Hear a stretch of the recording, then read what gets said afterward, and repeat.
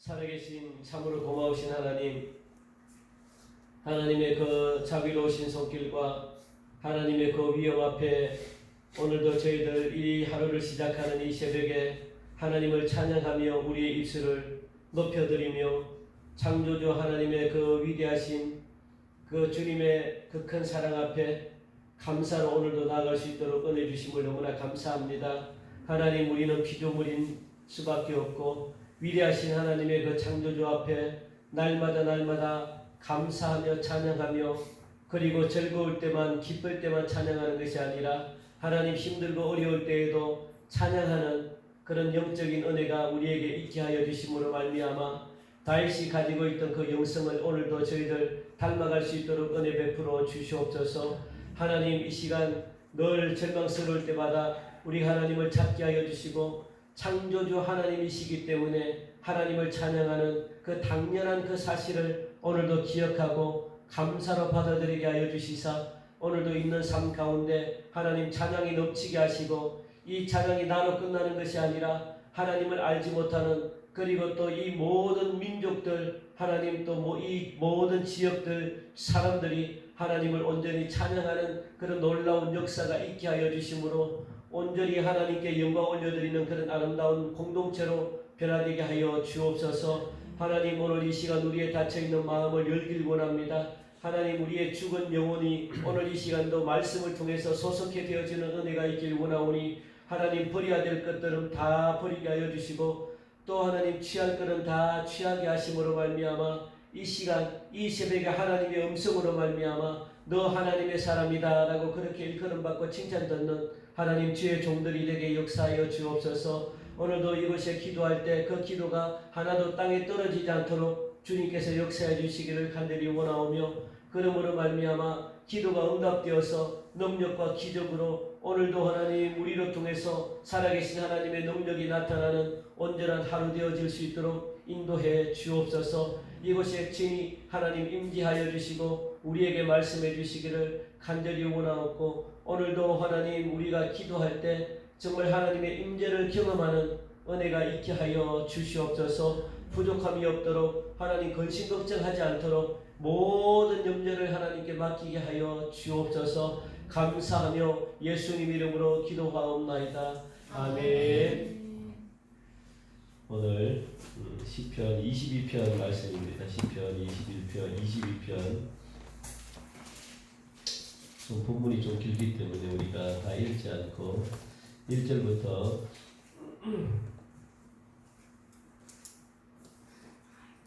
1절부터 우리 11절까지만 우리 한번 읽어봅시다. 1절부터 11절까지 교도하시겠습니다.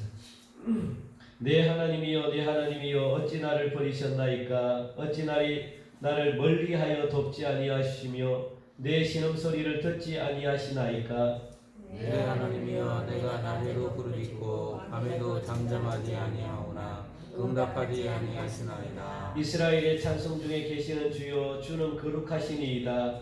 우리 조상들이 주께 의뢰하고 오래하였으므로 그들을 건지셨나이다. 그들이 주께 부르짖어 구원을 얻고 주께 의뢰하여 수치를 당하지 아니하였나이다.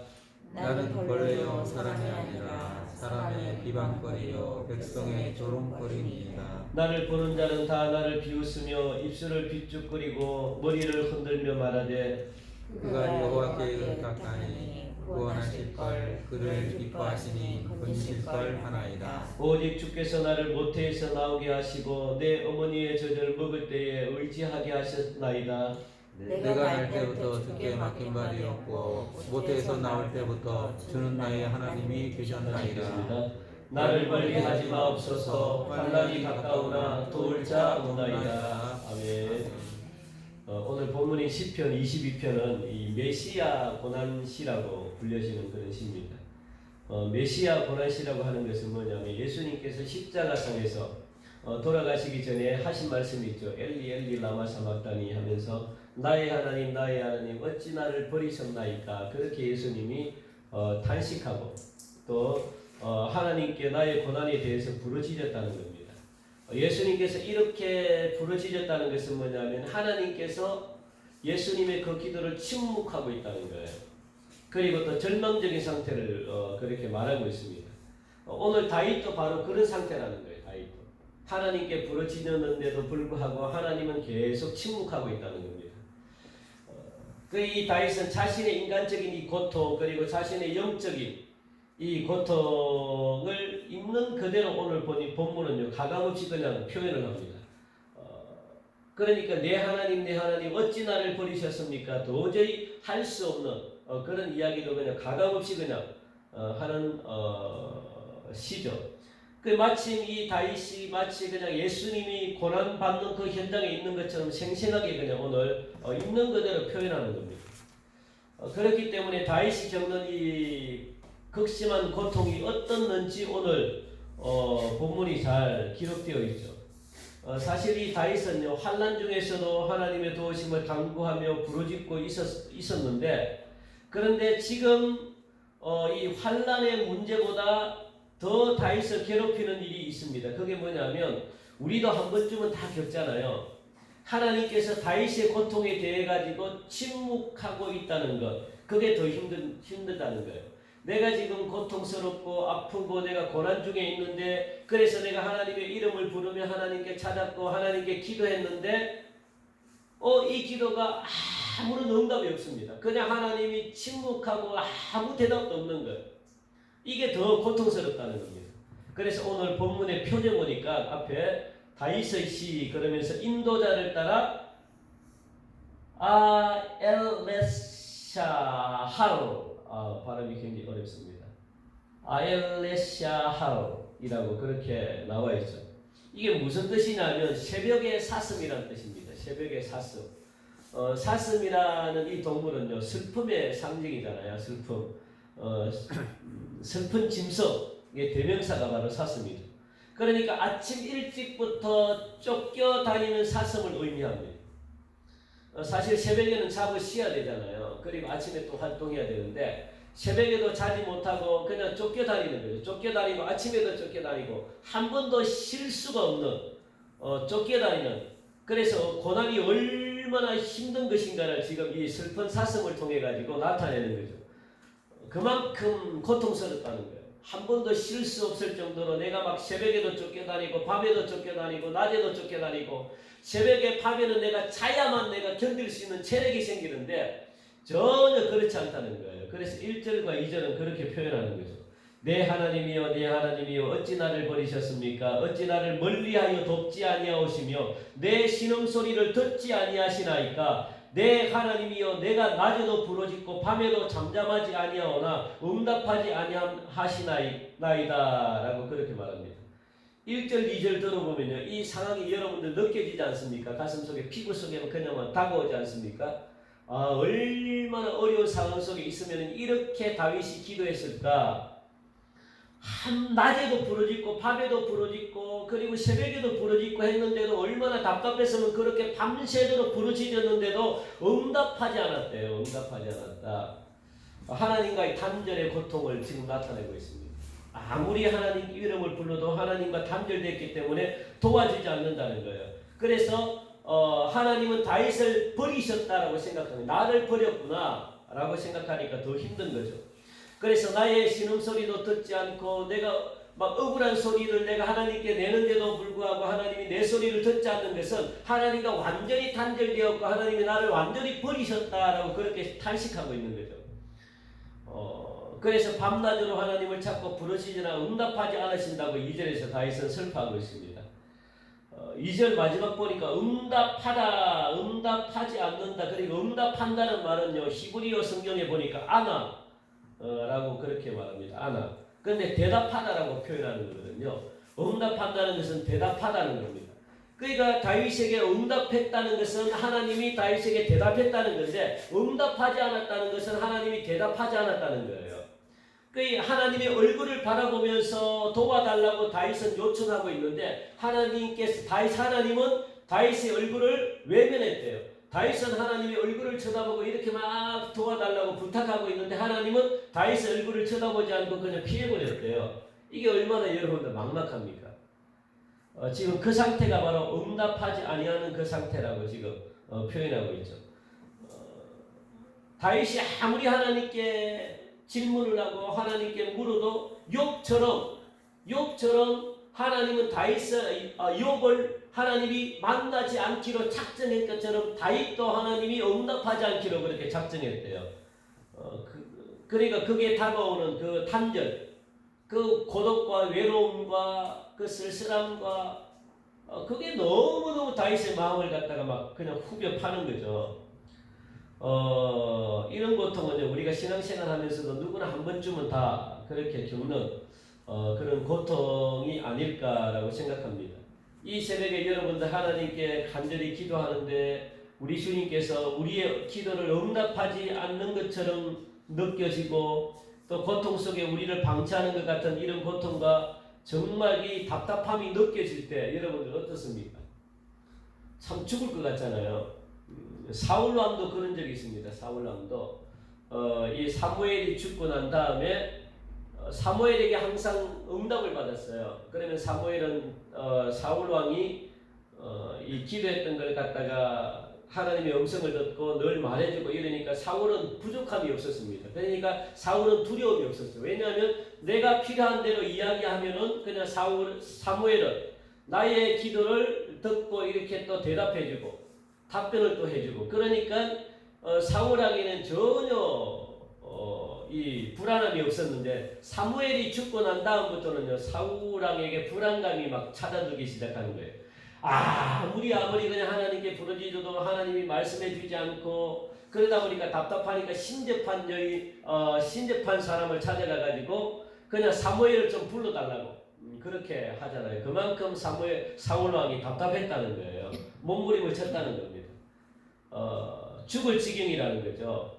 이전에는 하나님께 내가 지나가던 말만 해도 하나님이 대답해주고 그리고 또 뭐 그냥 혼잣말로 이렇게 해도 하나님이 뭔가 이렇게 응답해주고 막 그랬는데 그런 시절도 있었는데 그래서 막 어루만져 주시고 그리고 손도 잡아주시고 막 나를 이끌어가는 것처럼 그렇게 느껴졌는데 지금은 아무리 부르짖어도 지금은 금식을 하고 막 밤낮으로 새벽으로 막 부르짖어도 가만히 내버려 두시는 것 같은 그런 고통.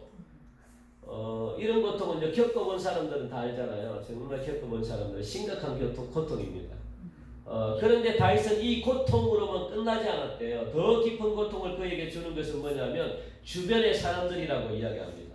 예수 믿는다는 이유로 조롱을 받아야 되는 그런 아픔들, 예수님을 믿지만 되는 일이 하나도 없는 왜 내가 예수님을 믿어야 되는지 모르겠는 그런 일들. 그러니까 주위 사람들이 그런 이야기를 하는 거예요. 너 왜 예수 믿냐? 그렇게 이야기하는 거예요. 그러니까 막 비꼬는 거죠. 가족이나 친척들에게도 왜 교회 다니는데 저렇게 고생하면서 사는데 하나님은 뭐 하시냐? 그렇게 이야기할 때 하나님이 존재하느냐? 그렇게 질문할 때 그 비참함이 이유로 말할 수가 없는 거죠. 그것 때문에 다윗은 힘들었다는 거예요. 그와 같은 조롱을 지금 다윗이 받고 있다는 겁니다. 그래서 본문 8절 말씀 보니까 그가 여호와께 의탁하니 구원하실 걸 그를 기뻐하시니 건지실 걸 하나이다.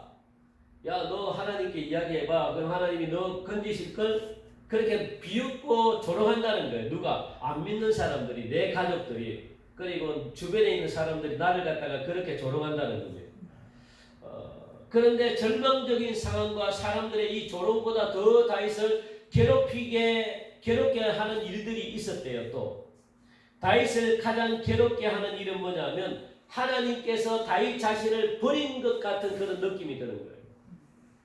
주변 사람들의 괴롭히면 또 내가 참겠어요. 그냥 내가 뭐 그냥 쪽팔리고 말고 그냥 내가 조롱받고 말지. 그런데 그것보다 더 참을 수 없는 것은 뭐냐면 하나님이 안 계신 것처럼 느껴지는 거예요. 하나님이 안 계신 것처럼. 그러니까 더 억울한 겁니다. 더 힘든 거죠. 그게 바로 12절 13절 우리 12절 13절 우리 같이 한번 읽어볼까요? 12절 13절 시작. 많은 항소가 나를 애워싸며 바산의 힘센 소들이 나를 둘러쌌으며 내게 그 입을 벌림이 찢으며 부르짖는 사자 같으니이다. 많은 황소 또 바산의 힘센 소들 부르짖는 사자라고 그렇게 표현하는 사람들이 주변에 다윗을 삼키려고 달려드는 사람들을 나타내고 있는 거죠. 원래는 참 좋은 사람들인데 다윗의 권력을 가지고 있을 때는 옆에서 항상 관계가 좋았던 사람들인데 다윗의 지위가 떨어지고 권력이 없어지고 돈이 다 떨어지고 하니까 주위 사람들도 다 떠나버리는 거예요. 없어지는 거죠. 그러니까 광야로 내몰린다는 거예요. 그래서 그들은 소들이 되고 사자가 되어가지고 나를 집어 삼키려고 고통 가운데 몰아넣는 사람들이다라고 그렇게 표현하고 있습니다. 이제 다윗은요, 사회적인 관계도 끊어지고 영적인 관계도 끊어진 그런 이런 고통 가운데 다윗이 처했다는 거예요. 그런데 다윗은 이 고통 속에서 오늘 본문이 이렇게 계속 22편 계속 보면요, 그냥 죽지 않았다는 겁니다. 다윗은 그냥 아유 될 대로 되라 하면서 포기하지 않았다는 거예요. 이게 다윗이 위대함입니다. 여러분들, 우리는 오늘 이 새벽에 이걸 여러분들이 깨달으시고 이걸 갖다가 교훈 본받으셔야 돼요. 다윗은 그냥 머물지 않았어요. 아유 하나님의 응답이 없어도 그냥 에휴 그냥 뭐 하나님이 넘는구나 그냥 하고 포기하고 그냥 막 이렇게 삶을 살지 않았고, 온몸으로 받아들이면서 나는 죽겠다 하고 자신을 갖다가 죽음에 내버려 두지 않았다는 거예요. 여기서 다시 딛고 일어설 수 있는 힘이 있었는데, 그게 굉장히 놀라운데 22절 말씀 보니까 그 힘이 어디에서 나왔냐면, 22절 말씀 보니까 우리 같이 읽읍시다. 22절 시작. 내가 주의 이름을 형제에게 선포하고 회중 가운데에서 주를 찬송하리이다. 아멘. 이 찬송, 하나님을 찬송했대요. 찬송. 내가 힘이 없고 어려운 가운데서도 찬송하는 놀라운 힘이 있었대요. 그게 바로 다윗을 일으켜 세울 수 있는 힘이었대요. 하나님을 찬송했다는 것. 우리는 찬송을 언제 합니까? 기쁘고 즐겁고 감사가 넘치고 행복할 때 하나님을 찬송하잖아요. 하나님을 찬양하잖아요. 그런데 다윗은 그렇지 않았습니다. 다윗은 행복하고 기쁘고 즐겁지 않았을 때에도 불행하고 고통스럽고 어렵고, 그리고 또 찬송할 수 있는 힘이 없고, 아주 정말 지금 상황이 뭐 최고의 어떤 그런 절망 속에 있을 때, 나를 애워쌀 때 원수들이 영적으로 침체되었을 때, 불평과 원망이 일어났을 때 다윗은 이런 고통 가운데서 살아갈 길을 다윗은 찾았대요. 내가 살 수 있는 길, 내가 이런 속에서 내가 일어날 수 있는 유일한 길이 뭐냐면 하나님을 찬송하는 것. 찬송을 통해서 다윗은 일어났대요. 찬송을 통해서 영적인 침체에서 벗어났대요. 우리가 영적인 침체가 오면요, 힘이 없잖아요. 그리고 또 절망 속에 있잖아요. 그럴 때 일어날 수 있는 유일한 일은 뭐냐면 찬송하는 겁니다. 찬송. 하나님을 찬양하는 거죠. 내가 저에 있는 처리와 상관없이 하나님이 나를 지으셨기 때문에 다윗이 영성이 굉장히 영성이 있고, 다윗이 믿음이 뜨거웠고 믿음이 충만했고 믿음이 막 이렇게 있었던 증거는 뭐냐면, 아무리 영적인 침체에 있어도 다윗은요 정확한 걸 알았거든요. 무엇이냐면 하나님은 나를 지으신 창조주의 하나님이시다. 나는 하나님이 나를 지으신 나는 피조물이다. 당연히 피조물은 나를 지은 창조주를 찬양하는 게 맞다는 거예요. 그게 다윗의 신앙 속에 있었다는 겁니다. 그래서 나는 하나님을 찬양하는 이 내 목적이라는 거예요. 내가 살아가야 될 존재의 이유라는 겁니다.